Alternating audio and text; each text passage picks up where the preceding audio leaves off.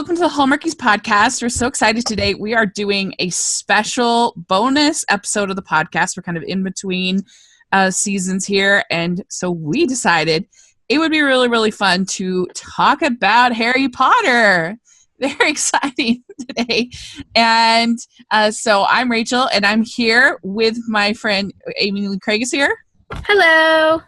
Yes, and my friend Abby Kidd is here, and I invited her because we did a whole series on every single Harry Potter movie on my other channel, Rachel's Reviews, and I'll put a link down. You can check it out.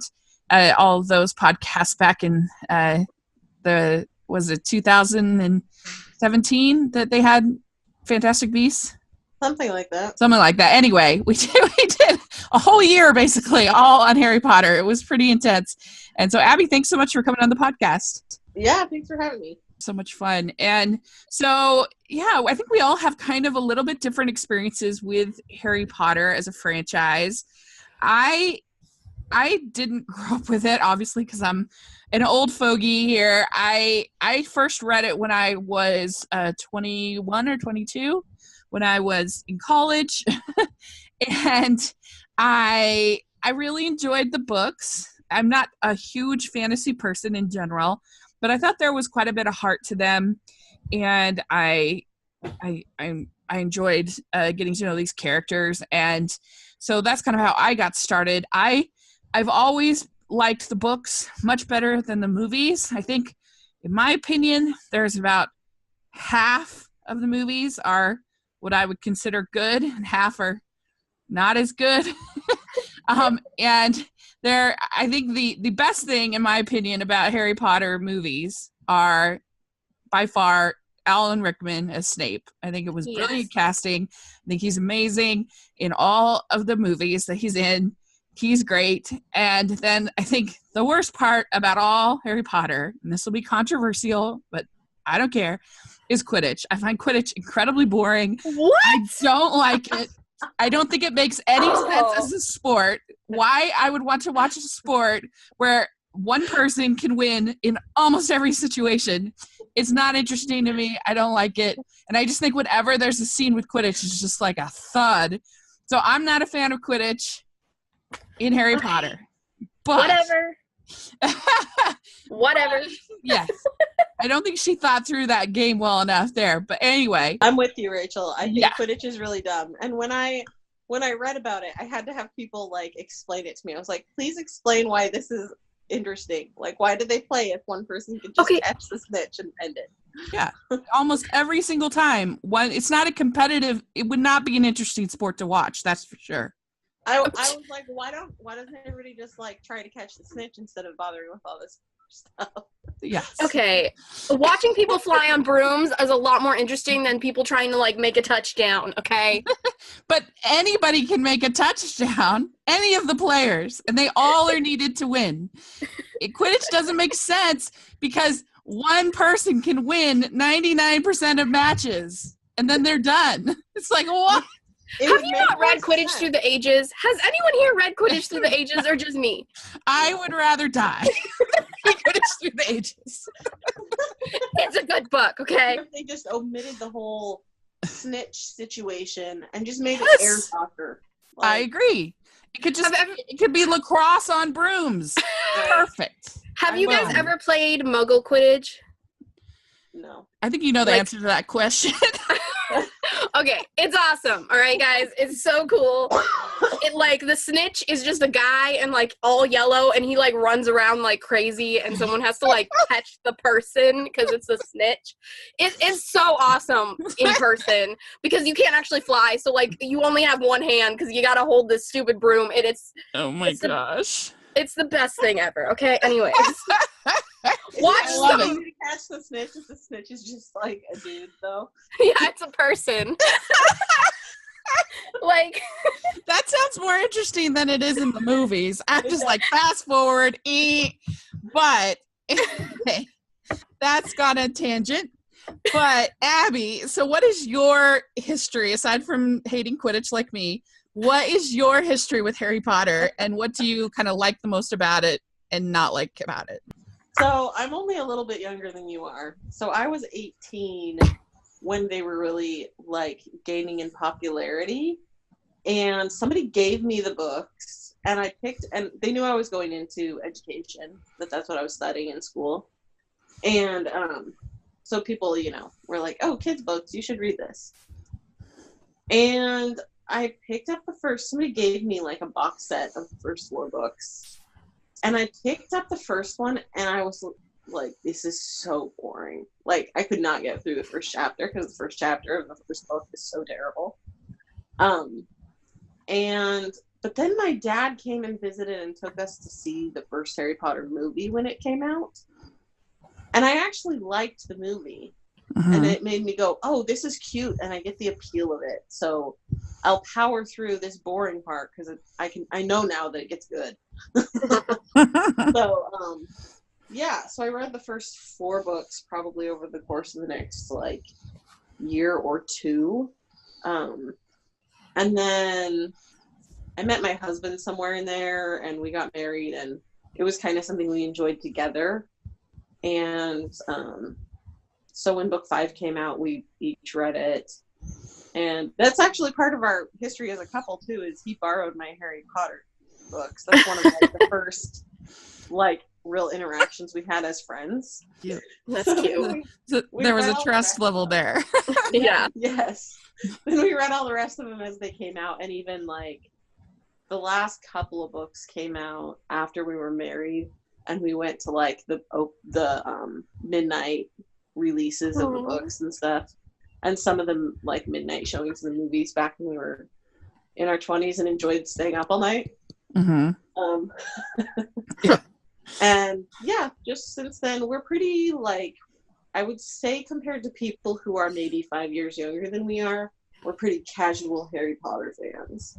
Yeah. But like he has a Hagrid costume that we put together years ago that he wears anytime. He wears it for like Halloween, and at school if they have a dress up day for dress up like a literary character, he wears it. So what would you say overall in the franchise is you think the best part about Harry Potter? I think the best part about Harry Potter is just like, it's such an empowering story for kids, and I feel like it really the reason it caught on so much is because the way his character is written and the anxieties he has and things are all very relatable to kids that are around his age in each book. So I think, or in each movie. And so I think that's probably my favorite thing about it, is just how well done that is, how easy it is for kids to relate to him. I think that's really powerful. All what I don't like about it is I feel like Ron in particular is a really underappreciated person in the context of the story, and I really wanted him, honestly, this sounds terrible, but I really wanted him to die. Oh my god. Yeah. Not because I wanted him dead, but because I feel like that was his strength was in being an incredible friend, and in being endlessly loyal to Harry, even when Harry was a total jerk. And Ron is that guy who will do anything for his friend. And I think his character, to really get the credit he deserved, needed to die for Harry. Mm-hmm. Yeah, I can see that. I think in the movies they make him less of that kind of archetype because, he gets so jealous of him in 7 Part 1, in the Deathly Hallows Part 1, and he's like seeing them naked and stuff and all of that. I think they maybe, and I don't know if makes it better or it makes it, I don't know about his character, but that's an interesting point for sure.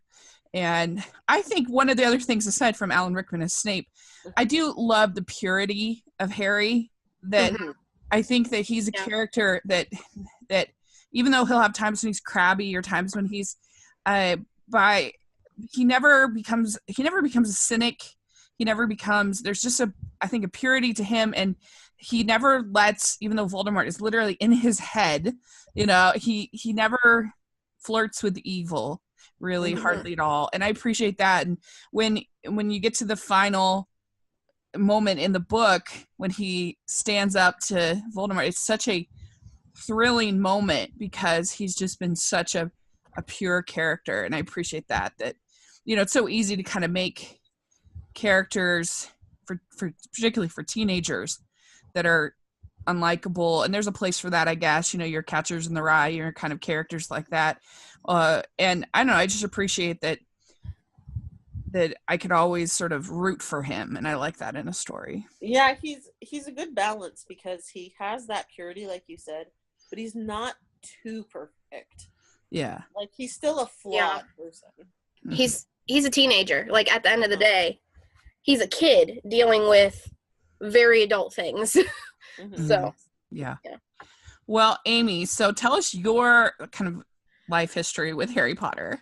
Okay, well, I'm a little bit younger, so I'm 21 currently, and I read the first 3 books. I was kind of a weird kid, could read really early, and so between first and second grade, so like around 2004-ish, I'm going to estimate, I was in first and second grade. I was 6 and 7.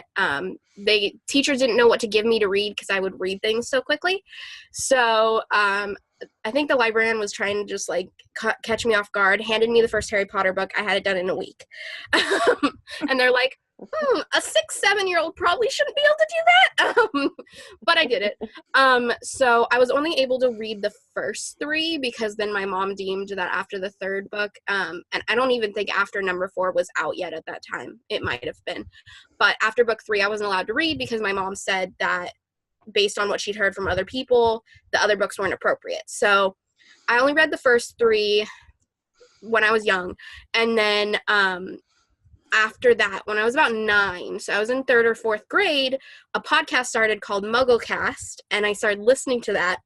So basically, I got the story of the rest of the books through that podcast because I wasn't allowed to read the books.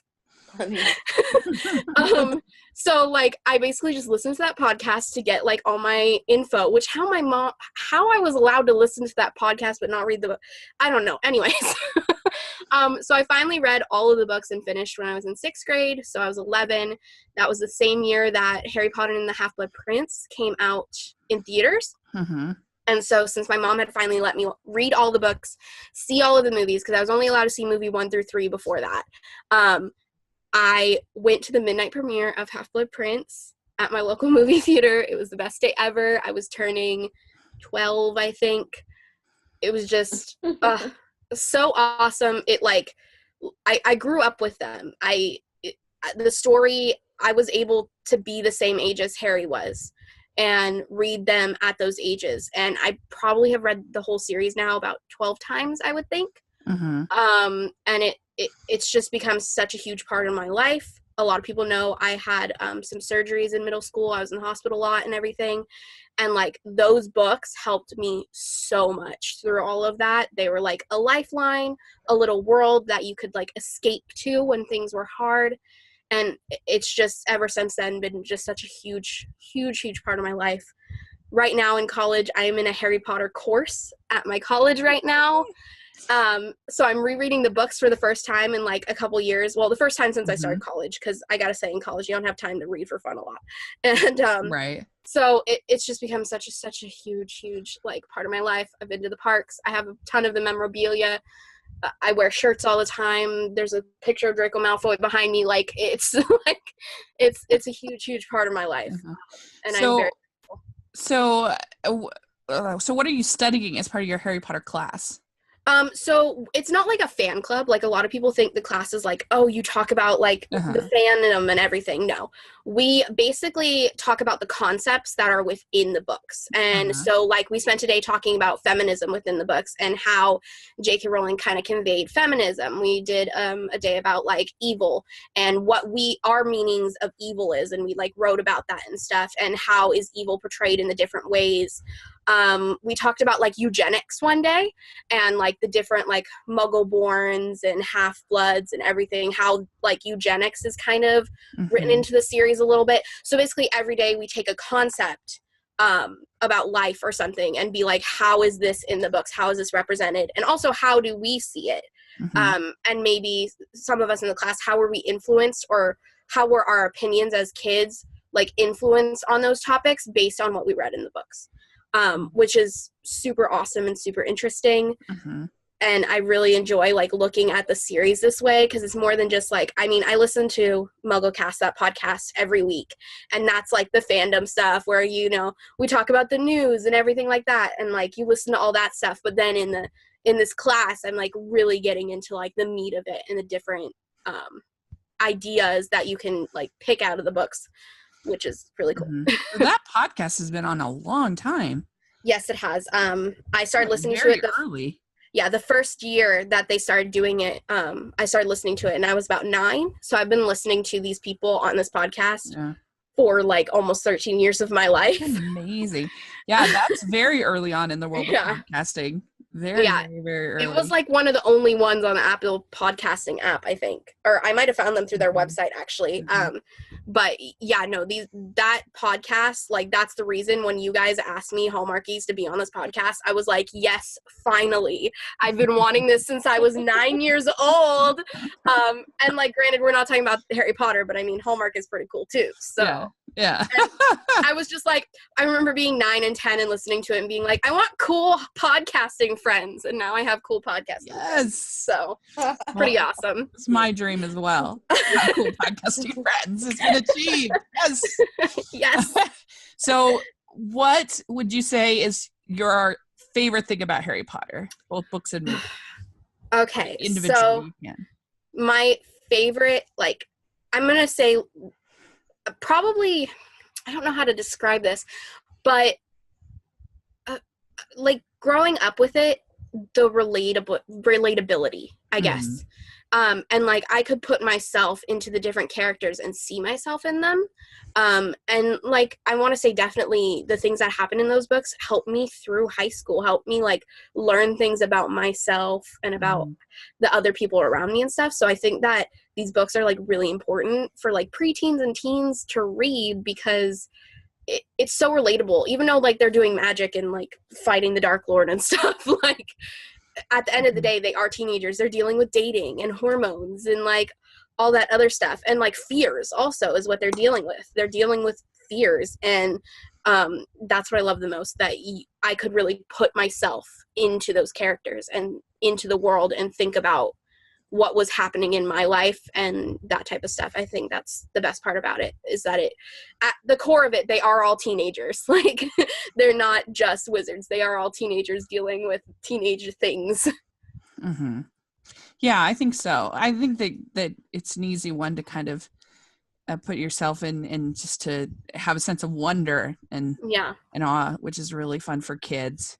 And I think I would have, I didn't like fantasy growing up, but I did like Roald Dahl, and I think I would have liked Harry Potter, and on a similar kind of level, because Roald Dahl, his stories are quite dark. As I read them as adults, I'm like, ooh, but they're about these normal kids in this fantastical situations, like a chocolate factory kind of a thing.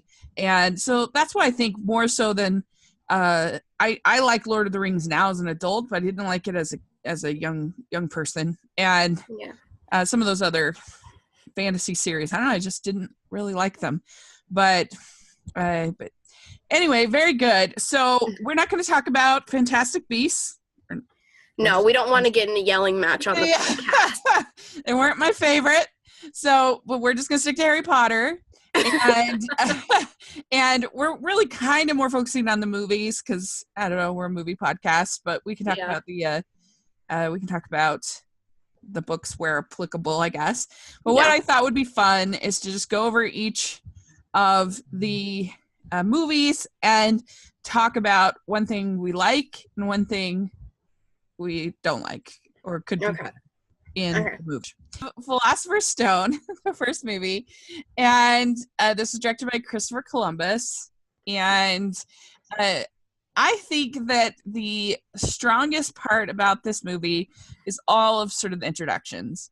Introducing Harry to first meeting Hagrid, all of the stuff with Hagrid first coming and the Dursleys freaking out, and all of that is very magically done, I think. Even just little things like him getting his birthday cake, and there's a lot of sense of magic in Hogwarts, and the first time going to the train station, first time, all that first time stuff is pretty fun, I think, in the movie. The weakness is that I think the Quidditch is really boring.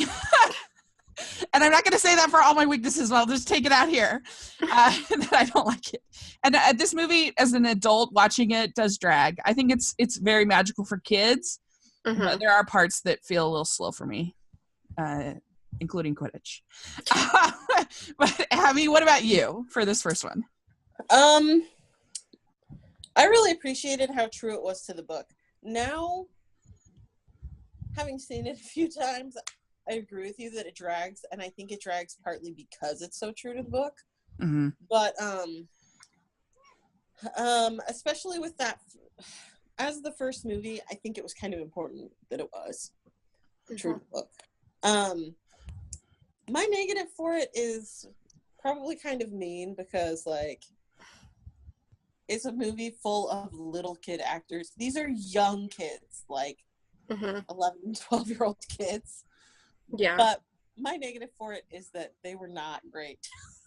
Their performances were pretty marginal. Yeah. They had to work at it. I think they got better as the series progressed. It's one of those things that I can kind of overlook easily because they're young kids. And knowing, like, the casting process, these were not necessarily kids who had tons of acting experience. Yeah. So I can kind of overlook it, but I really do think that is its weakest point. Yeah. I think in the first movie, Dan was the only one who had like movie acting experience before was Dan Radcliffe. The rest of them hadn't been really in anything. Yeah. So, yeah. Now, what about you, Amy? What's your favorite part about this first one? So my favorite part of the first one is Hagrid. I think they cast Hagrid, Robbie Coltrane, amazingly. He does such an amazing job. I don't really like how they dumbed down Hagrid a little bit because, like, the birthday cake in that scene, it's spelt incorrectly. In the book, it was not spelt incorrectly. Like, Hagrid is intelligent, and they kind of dumbed down Hagrid a little bit, in my opinion. But I think they cast him so well, and it was just such, like, what now when I read that part, you're a wizard, Harry, I hear Robbie Coltrane's voice. So I love it. He's my favorite part of the movie. Yeah, he's really yeah. And then my least favorite part too was probably just that it does drag a little bit. I rewatched it recently and I'm like, wow, this isn't as exciting as when I was a little kid. I mean, it's cool to come back into the world and, like, remember it and everything, but it is very childlike, more so than I remember, like, It's one of those movies that watches really well the first time, I think, but then after that, once you know the plot, it's really kind of hard to sit through. I feel like I could sit through it really well until I was about 16, and then after that it got a little bit like, okay, we get it, we know what's happening, like, yay, magic. But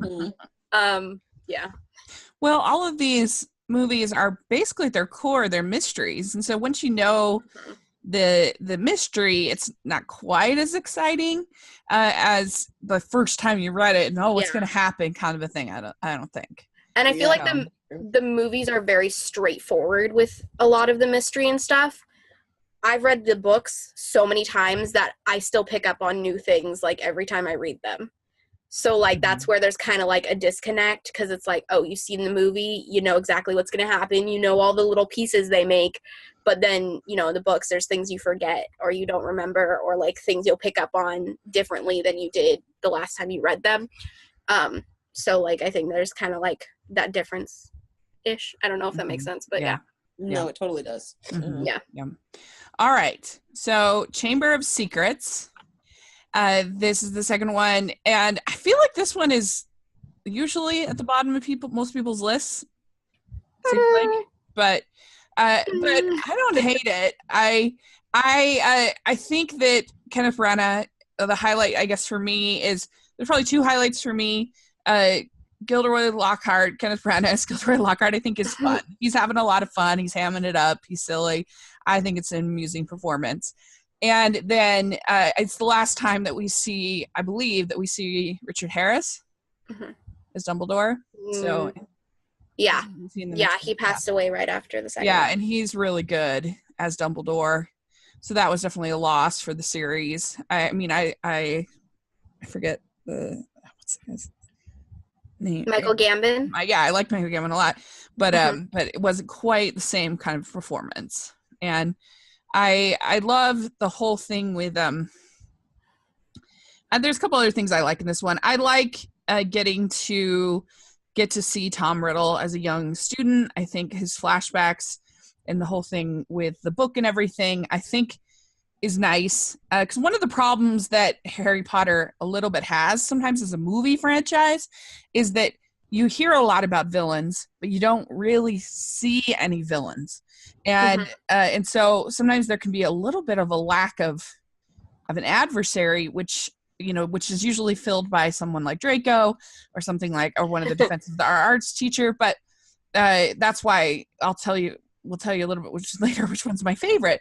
But I don't know. This was kind of nice, at least this early on, to get to know Voldemort a little bit better and get to see him as a teenager. I think is a good part.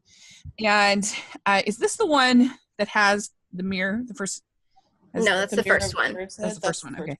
I like that I didn't say it, but I like that whole mirror idea of, you could stand there looking at it forever and get lost in it. And I always think that that's kind of a cool concept that I definitely, if I could just see people that have passed on and you see the thing that you most want. I like that whole concept. I think that is the deepest question you can ask someone when it comes to the series is what would you see in the Mirror of Erised? That is an intense kind of question. Yeah. Yeah. Well, and I also like when Dumbledore says something to the effect of it is not our thoughts that betray us, but it is what we do and so I think that's good.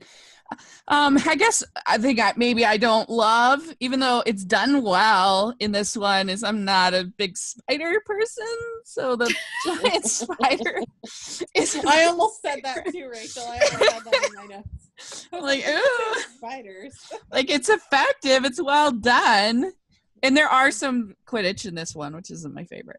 But Abby, what about you? What do you like about this movie? I like that this early on we start bringing Ginny into the picture.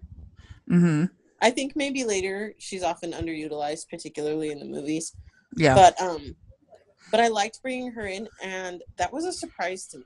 When I saw it and when I read it, I was very I did not expect that Ginny would be the person who had who had opened the Chamber of Secrets. Mm-hmm. So I really liked that about it. It was a good surprise, and she's a really cute character. So I liked bringing her in more. The thing I didn't like about it is, especially the movie, it feels like it just kind of follows the formula of the first story. Really closely. They even end up in an underground chamber with scary stuff.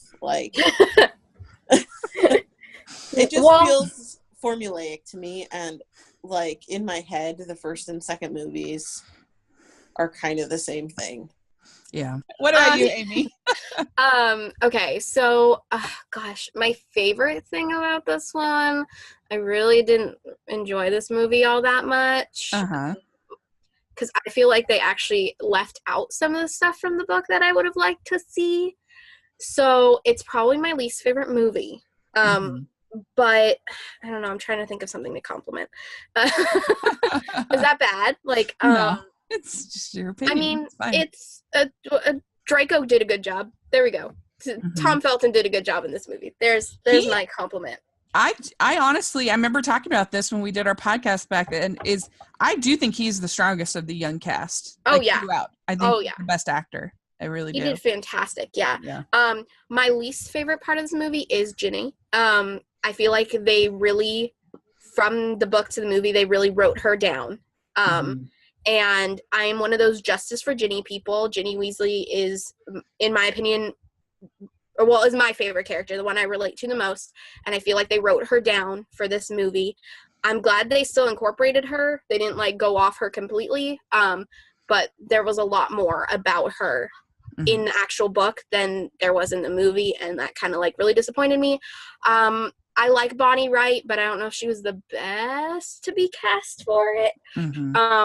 So yeah, I'm just disappointed by Ginny. Yeah. But like, yeah. So yeah. Very cool. All right. So Prisoner of Azkaban, that was the first time we got a new director in Alfonso Cuarón. And I just love the way that he directed this movie.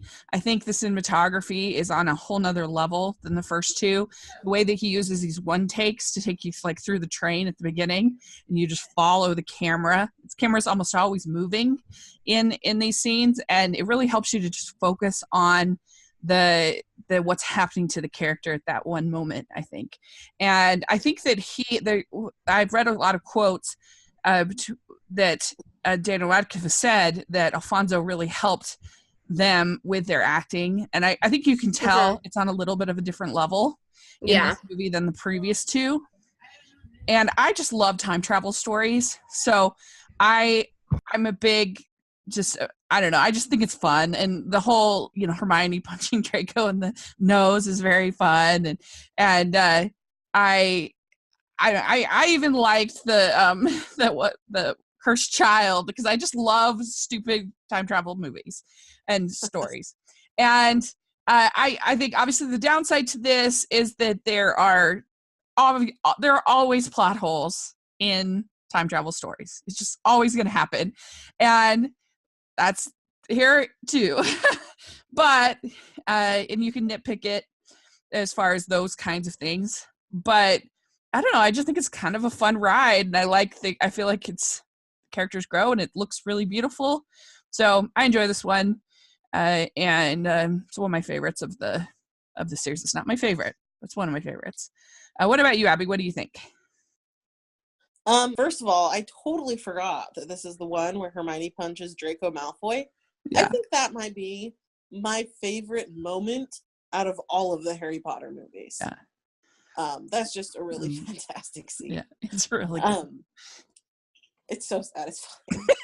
Like when I saw this movie in the theater, everybody just cheers when that happens. Everybody is clapping. That's so awesome. Yeah. Some other things I liked about it, the mood of this movie really fits the age and development of the kids. They're like 13 in this. And have you guys ever seen, I don't know if you guys ever watched Malcolm in the Middle. No.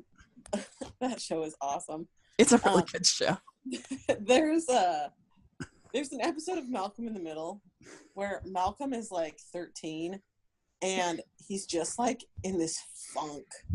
He just like won't leave his room, and he's mad about everything, and he's angry all the time. And his mom's like, "Oh yeah, every one of you, all your brothers have gone through this too. You're 13.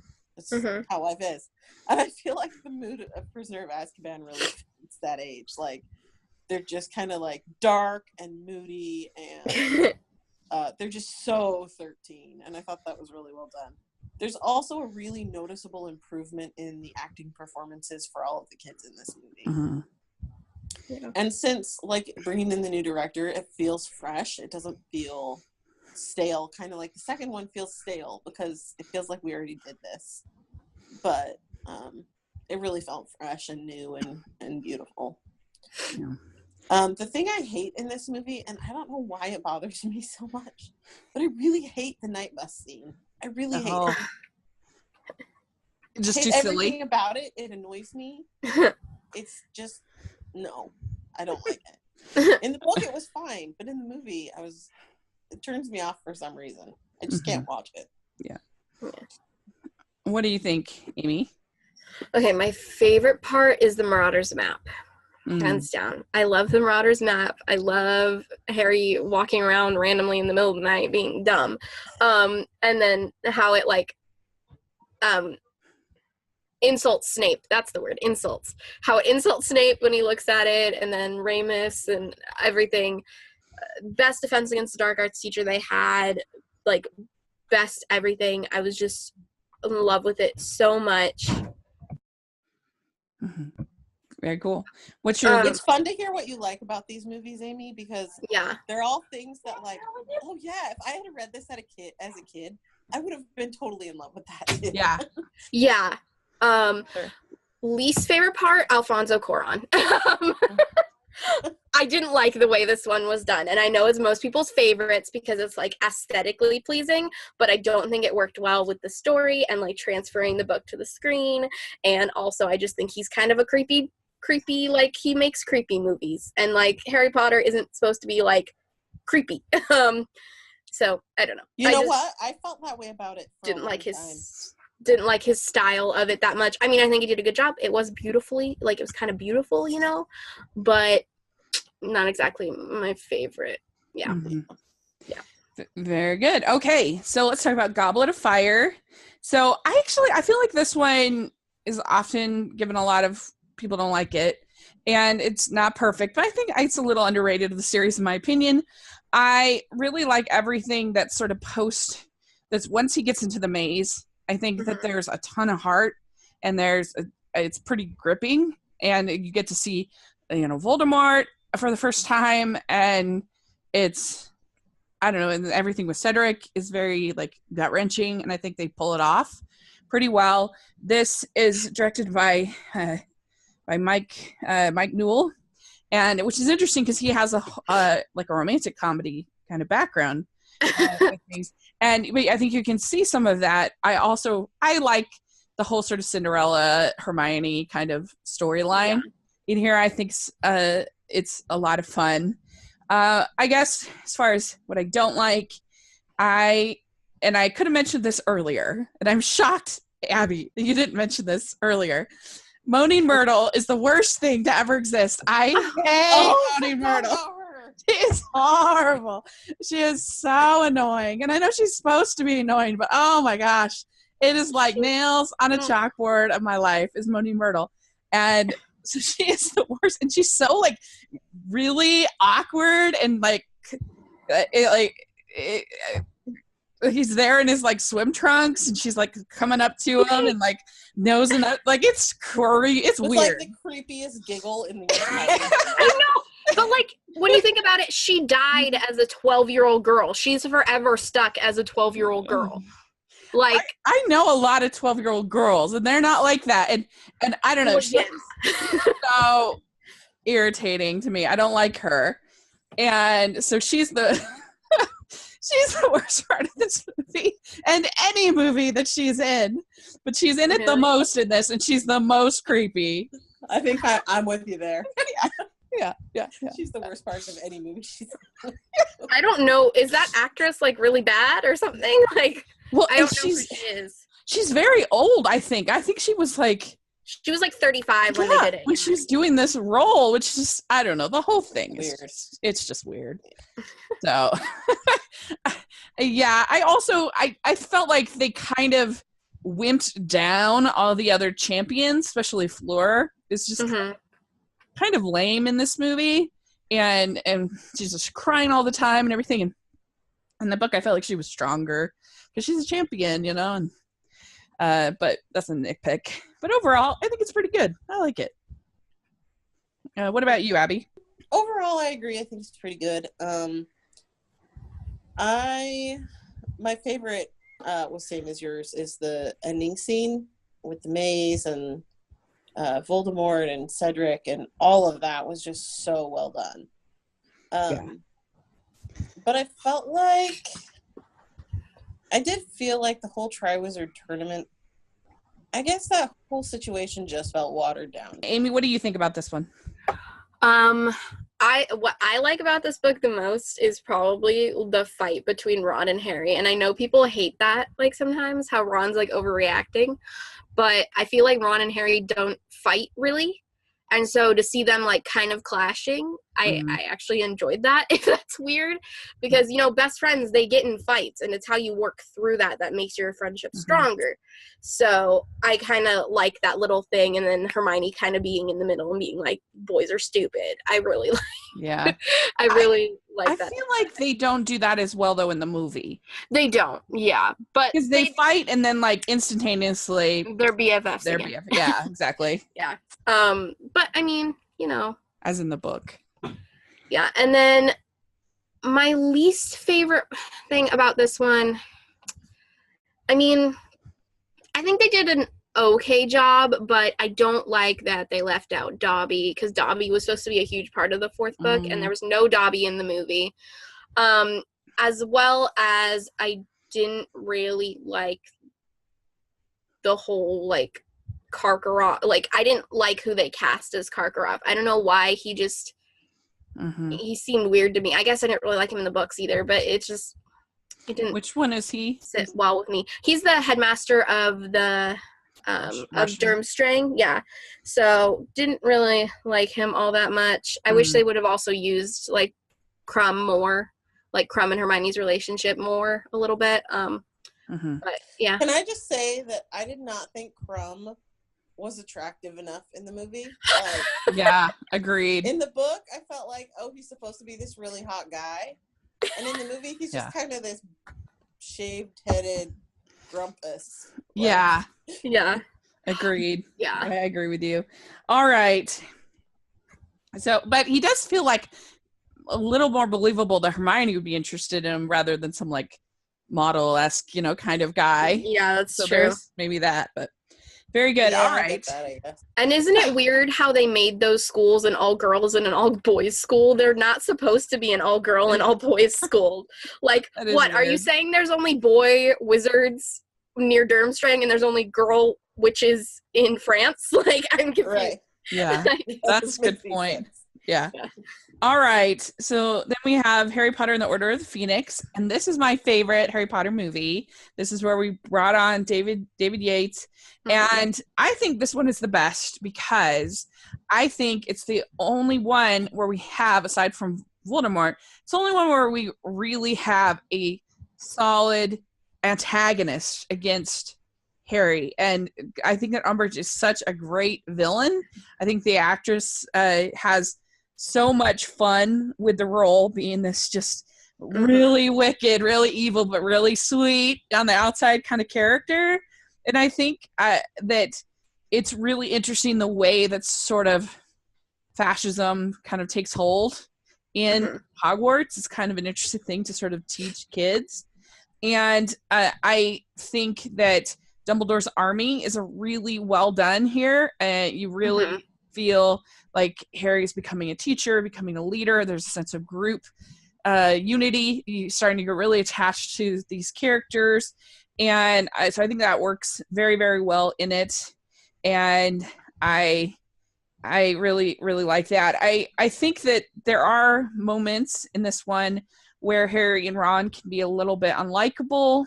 And it's better than the book. I like the book, but the book is so long and there's so much of Harry being unhappy and frustrated and whatever that it's a little more palatable, I feel like, in a movie because it's only 10 minutes or whatever.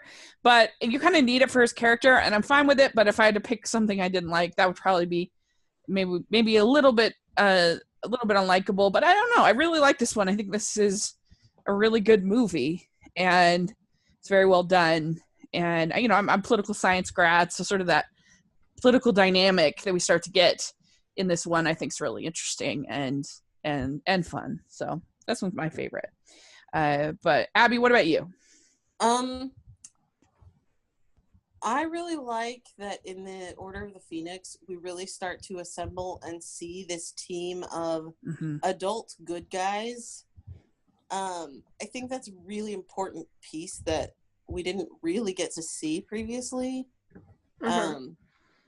Because, like, it really adds plausibility to the idea of Harry being able to bring down Voldemort. Like, this little group of child friends is not on their own going to have the ability and resources to bring down the most powerful dark wizard in the wizarding world. Yeah. Like, that's just not possible. And I really like first of all, I really like the team. Like, I really like Lupin and Sirius Black and Tonks and all those people that we get to meet. Is this the first one with Luna, or is that earlier? No, this is the first one with Luna. Yeah, and I love Luna. She's great. Wasn't she in Dumbledore's army in... That's one. in this book. That's That's in this one. Yeah. Yeah. She's I great. really like Luna, too. She's a sweetie. So, yeah, I really like that aspect and getting to know the Order of the Phoenix and having this more sense of, like, the good side is a bigger movement than we've seen before. What I didn't like is kind of the same as what you were saying, Rachel, is that Harry is not super likable a lot of the time. And I think part of it is my brain has kind of merged some of these books and movies. Like, yeah. I don't remember all the differences anymore. But I do remember just feeling like, ugh, Harry is hard to take. He's just too angsty. Yeah. All right, Amy, what about you on this one? Okay, so my favorite part of this is definitely Dumbledore's army and just, like, the kids coming together to, you know, learn what they're not going to learn in class because the ministry's interfering at Hogwarts. And that's just, like, my favorite part. And, like, including Luna and just, like, getting to see all of these kids that we've seen, getting them to see them actually doing magic. Like, all of them and all their different abilities and stuff. That's, like, definitely my favorite part. I think Dumbledore's army is just, like, the coolest thing ever. My least favorite part of this movie, well, one, there's no Quidditch in this movie, which is disappointing to me. My favorite part. Rachel likes it so much. Yeah. Well, like, I mean, there's supposed to be Quidditch in it. There was Quidditch in the book, but there's none in the movie. And I'm like, excuse me. I would like Quidditch, please. Thank you, David Yates. But other than that, I guess just, like, Harry is so moody. Yeah. And, like, I get it, okay? He literally watched someone die. Like, he has the right to be moody, but it's so frustrating sometimes. And it kind of just, like, makes me, like, realize, at least in this book, a lot of the problems that they're having, like, Cho crying all the time, and Harry being moody, and Ron being moody, and, like, well, also Ron's dad gets attacked and almost dies. Like, it makes me, like, this book kind of makes me realize, and also, like, Neville's backstory a little bit with his parents makes me realize, like, how much of a lack there is for, like, mental health assistance in the wizarding world. Right, true. Because, like, I feel like they all need therapy at this point. For everything that's gone on in their lives, but there's none of that. So, like, yeah, Harry's gonna be moody. He's a 15-year-old that watched someone die and tried to, like, Expelliarmus the Dark Lord. Like, he needs some help that no one's giving him. So that's very true. That's an aggravating part of this. It's like, this is a kid who's clearly in a really bad headspace, and none of the adults are doing anything about it. Well, I think that in the first two, that was the benefit of having Richard Harris, because those conversations they would have were sort of like that, or sort of, but I don't think you got that as much with Michael Gambon. Like, Harry felt supported and validated, and, like, somebody cared about him. But at the same time, in the fifth book, Dumbledore specifically tried to ignore Harry. Right. Like, that was in the book, too. He was like, I'm not going to talk to Harry, like, to kind of protect him or whatever. Which I'm like, this is the stupidest thing ever, Dumbledore. Like, he's hurting. He needs help. Like, McGonagall or Sirius or even Molly or Arthur. Some of them, someone should have sat down with him and been like, hey, I know you're a teenage boy, but, like, you got to talk this out. Like, crying is fine. Like, they need help. And then Cho lost her boyfriend. Like, her boyfriend literally died, and she's making out with the guy that watched him die. Like, she needs some therapy. Neville needs therapy because of his parents, in my opinion. Like, Ron and Ginny and Fred and George probably should have had some sort of assistance because their dad almost died. Like, you're right. They've all been through like insane trauma, and everybody's just carrying on like business as usual. Exactly. Like, Ginny was possessed by Voldemort in the second one, and, like, no one really helped her from that. Like, she makes a comment in the book, like, oh, it's funny, Harry. It's not like you don't know anyone who's been possessed by Voldemort before. Like, has she healed from that? I'm not so sure. The other two funny things I think about Harry Potter is, yes, I agree, they all need therapy, but also, first of all, you think you'd pick up on a couple of good ideas that the Muggles had and sort of implement them? Like, why not? Yeah. Why not have computers? I mean, pretty helpful instead of writing with a feather.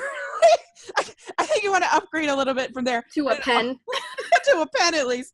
Yes, and also, I guess the only thing you need to know in this world is magic stuff. You don't need to have classes on literature and learning. You don't need to know math. You don't need to know math and science. Well, they have arithmancy. Arithmancy is kind of math, but like, yeah. But I'm still like, but the thing is, you option out to take arithmancy in third year, so it's not like Harry and Ron are learning any math. Only Hermione is.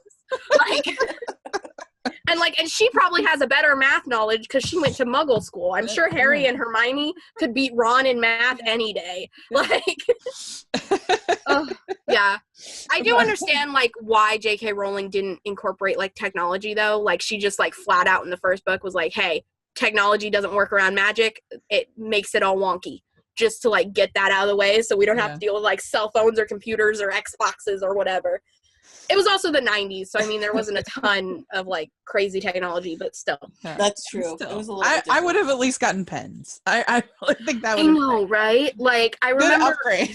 Like yeah, it was like a pen. Come on, it's not that hard. I mean, and also like parchment. Like they're writing on parchment. I'm like, can't they just get paper? Like you need to use a notebook.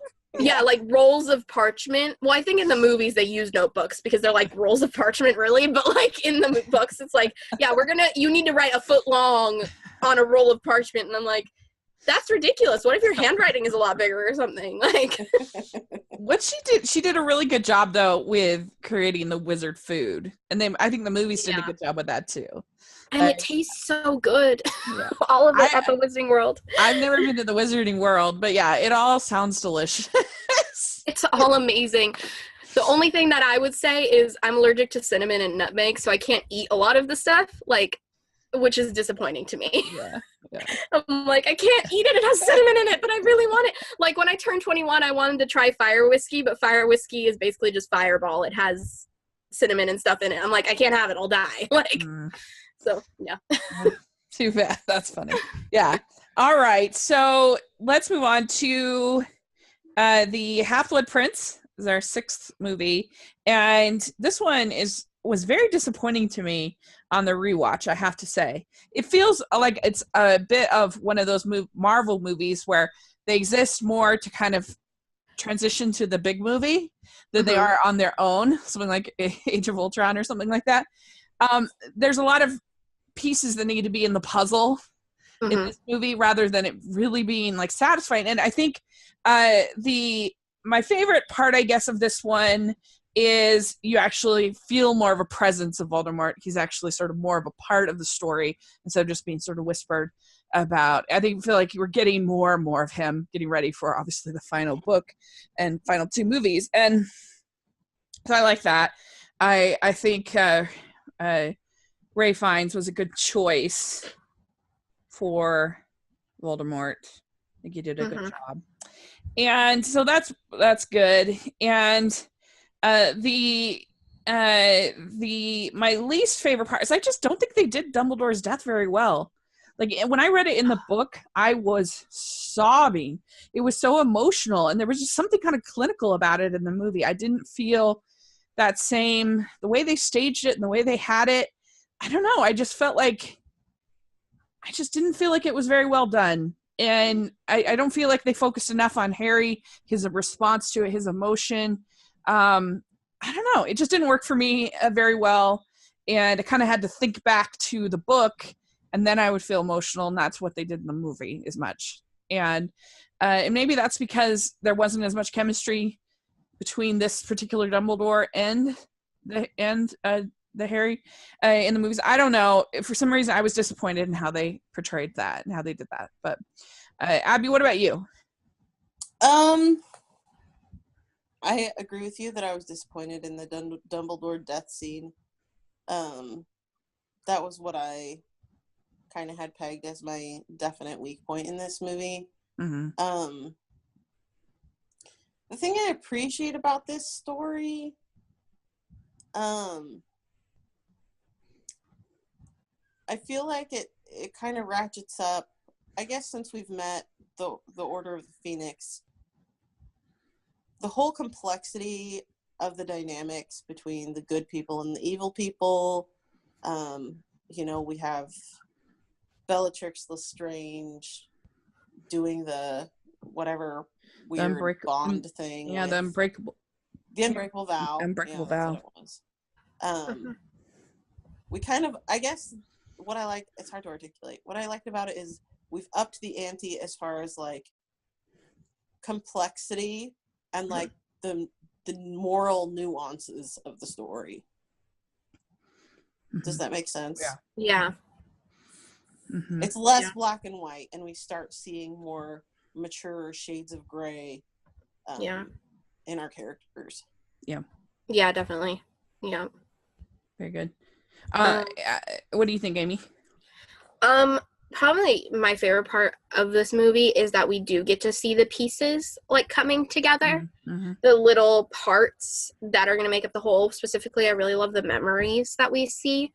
And like how Harry has to understand the past kind of and understand Voldemort more for this to continue. And I really, really enjoyed that. And then probably my least favorite part of this book is Ginny. Like, come on, I wanted to see them kiss in the common room and have everyone see. Like, the thing where they're in the room of requirement and they just kiss and no one sees it. I'm like, no, I wanted everyone to see it, like in the book. Everyone should have seen that kiss. So that was probably just like them changing that was one of my like most irritating parts of the sixth movie. And also that Snape is the Defense Against the Dark Arts teacher. I don't think we had one in the movie, one Snape. Like Snape is hardly in the movie. He's exactly in at all. Like the whole joke is like Snape never gets to be the Defense Against the Dark Arts teacher. You would think they would have done a scene in the sixth movie because he's finally the Defense Against the Dark Arts teacher. They would have done a scene on that. Like, it was in the books, like how annoyed they were that he was finally the Defense Against the Dark Arts teacher. So I feel like they underused Snape in the sixth movie. They could have used Alan Rickman so much more. Yeah. Agree with you there. All right, so we have Harry Potter and the Deathly Hallows Part 1. So this one was the first one that I saw in theaters and didn't really love. For the most part, all these other ones I liked on the first watch. And I don't know, this one just felt so slow to me. It felt very boring to me. And there's just a lot of camping. There's a lot of it. And I felt like they were trying a little bit to be a little Twilight-y with this love triangle. And you have the weird vision of Hermione and Harry naked. Like, that's weird all of a sudden. And it's just not my favorite. The action scene, sort of when they're all at the beginning, they're kind of gathering, and they all take the polyjuice, look like Harry.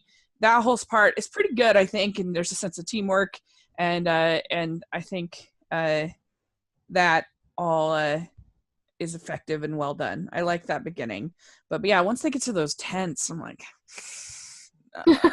I don't know, it's not for me, and I just think it shows when you divide. You just can't divide a book into multiple movies. It just doesn't work for me. It's never worked for me. Stop doing it, Hollywood. I think the Divergent was finally when they were like, okay, we're going to hold back on doing that from now on, because it's not very good, in my opinion, to do that. Abby, what about you? So boring. It's so boring.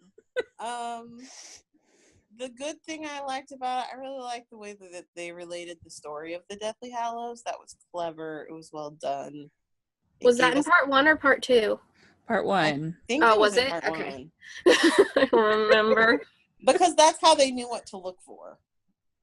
It was like sort of a catalyst that got them. Okay. I don't remember. And I really liked that part. I liked that Luna was in it. And then also I was really, really, really bored. Yeah. All right, Amy, what about you? My favorite part of this movie is, I guess, George losing his ear. Trying to think. I mean, the kiss in the kitchen was kind of cute. The wedding was awesome, in my opinion. Mm-hmm. I think the wedding was really great. Yeah, but I like Ginny and Harry's kiss in the kitchen, and then George just casually just lost an ear drinking coffee, just like morning. Like that's like the best thing ever, in my opinion. I hated the camping. It's just a lot of camping. It's a lot. Like, it's a lot. And then, like, Dobby dies. It's like, okay, we're intense, and then Dobby dies. Like, come on, we gotta have something good. Yeah, it was just really, it really kind of drags. And, like, Ron gets super annoying throughout most of it. Yeah. And I'm just like, oh my god. Like, this whole movie, I'm just like, okay, Ron, Hermione, just admit you have feelings for each other, and half of this would be fixed. Yeah. Yeah, so communication, guys. Communication. All right. So Deathly Hallows Part 2 is our final one before she decided to prequelize it. And this is so I think this is a really satisfying finale. I really thought she did a great job in the book of kind of giving every single character that you'd come to care about their sort of moment shine. And I think they do a really good job in the movie with that as well. In this, they kind of saved everything that was sort of juicy for the second movie. And I mean, everybody, you know, gets their sort of moment. Even Mrs. Weasley, you know, with her moment with Bellatrix, that's really good. You know, that's very sad. And I think it earns the emotion of those deaths, and there's actually stakes, which not every franchise has. Even something like Lord of the Rings that I love doesn't really have any stakes. Nobody except for Gollum dies in the whole series. And I mean, I guess you lose shoot, what's the wizard's name? I can't think of it all of a sudden. But anyway, but then he comes back. And so anyway, I do admire that about the series, that they actually had some stakes. There's some loss. You felt it because you had grown attached to these more minor characters. And I think that shows sort of rich writing to me, that it's not just all about, you know, your lead three characters, that there's just this wider net of characters that you care about. That's a rich, deep writing to me. And I love the part when Harry goes into the spirit world. I don't know what's called, spirit, that place, and he talks to Dumbledore. King's Cross. Okay. And I love the tone of that scene. I love the mood of that scene. I think it's really peaceful, and I just think the sort of the conversation that they have is really moving. I always tear up every time. And I just think Harry's such an unselfish character. And in many ways, that was kind of what I loved for so long about Luke Skywalker too, is that he was a really unselfish character. And that's why I struggled with his portrayal in The Last Jedi, was because he all of a sudden wasn't an unselfish character. That was hard for me. But here I just love that, just how you get the sense of that finally he's at peace, Harry, after all that he's been through, and then he's going to decide to kind of go back to all that madness. And I think it's a really good scene and really good moment. And I think it's a really good movie. I like it a lot. It's my second favorite of all of them. So, Abby, what do you think about this last one? I agree. Really satisfying ending. Do you know what I was thinking about when you were talking about Molly? I really wish that rather than doing like these Fantastic Beasts movies and all of this, I would have so much rather had a deeper look at the Weasley story. Oh, I so agree. At Molly and Arthur, at their what their youth was like, at their love story, at their family's early years, or even after the fact, like looking at the Weasleys down the road, what's going on with their family, what's going on with their kids.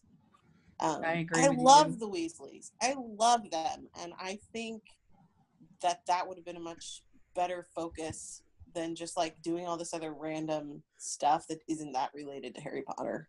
Yeah. I think its biggest flaw is that I think J.K. Rowling does not have the guts to kill off her characters. I think that even though there was some loss, they were all sort of peripheral characters. I mean, we lose a Weasley, but it's Fred, right? Yeah, Fred is dead. George lost an ear. Okay. Fred is dead. That's the rhyme. We not only so we lose a Weasley, and that's terrible because we love the Weasleys. But it's even the Weasley that has a living twin still. So like but I think she kind of minimizes her losses there. Yeah. Like, but I do think it's better than have some guts and kill somebody important. But it's better than other franchises, though. Like I was saying, it's